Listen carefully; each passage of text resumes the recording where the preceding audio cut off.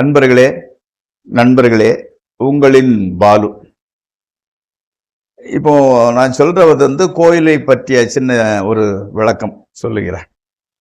அதாவது தென் தமிழ்நாட்டில் ஆன்மீக யாத்திரை செய்கிறவங்க மதுரை, திருச்செந்தூர் கண்டிப்பாக போயிட்டு வரீங்க. அதே மாதிரி கன்னியாகுமரி, ஸ்ரீலிபுத்தூருக்கு கூட போறீங்க. பட் அந்த தென்காசி வசதியாக மறந்துடுறீங்க. இந்த தென்காசி கோயில் அதாவது காசி விஸ்வநாத கோயில். அது ஒரு பழமையான கோயில் மட்டுமில்ல, ஒரு பிரசித்தி பெற்ற கோயில் மட்டுமில்ல, ஒரு சக்தி மிக்க கோயிலாகும்.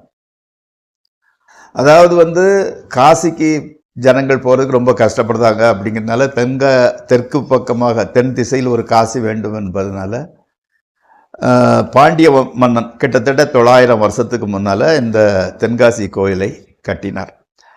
இந்த கோயில் அந்த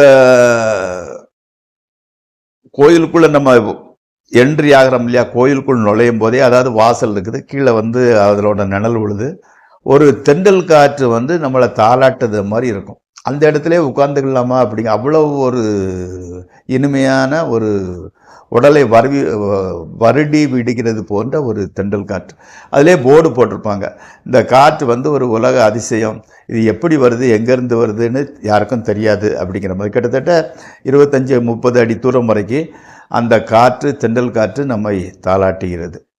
இப்போ ஜென்ரலாக எப்படின்னா, கேரளா உள்ள கட்டளை கோயில்கள் கலைக்கும் நமது தமிழகத்தில் உள்ள கோவில்கள் செய்யக்கூடிய கலைக்கும் சிறிது வித்தியாசம் இருக்கும். நம்ம தமிழ்நாட்டில் என்னன்னா, கோவில் கருவறை மேலே கோபுரம் மாதிரி இருக்கும். அதாவது அந்த பிரமிடுகள்னு சொல்கிறோம் இல்லையா, அதனோட தத்துவங்கள் என்னென்னா, உள்ளே இருக்கிறத கெடாமல் வைக்கிறது ஒன்று, அடுத்தால பாசிட்டிவ் எனர்ஜியை இழுக்கக்கூடியது.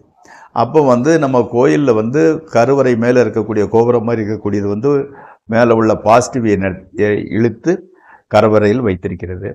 புரோகிதர் கற்பூரம் காட்டும்போது அந்த சூட்டில் பாசிட்டிவ் எனர்ஜி அந்த 3 பக்கமும் சுற்றி, அந்த வாசல் மட்டும்தானே திறந்துருக்கும், அது முன்னால் நம்ம வணங்குறதுக்காக நிற்போம். அப்போ அது உள்ளே வருகிறது.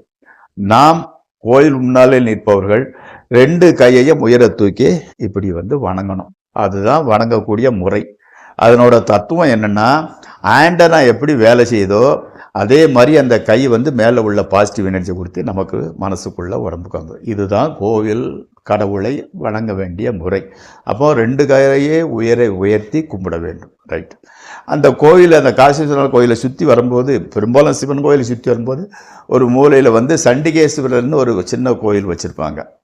இவங்க ஜனங்கள் என்ன சொல்கிறாங்கன்னா, சண்டிகேஸ்வரர் முன்னால் நின்றுக்கிட்டு கையை தட்டணும் அப்படின்னு சொல்லுவாங்க. அதாவது அவர்கிட்ட காதில் படுற மாதிரி, நான் இங்கே வந்திருக்கிறேன், என்னதை புண்ணிய கணக்கில் இதையும் சேர்த்துக்கோங்க அப்படின்னு அவருக்கு தெரிவிக்கிறதுனால கையை தட்டணும்னு சொல்லுவாங்க.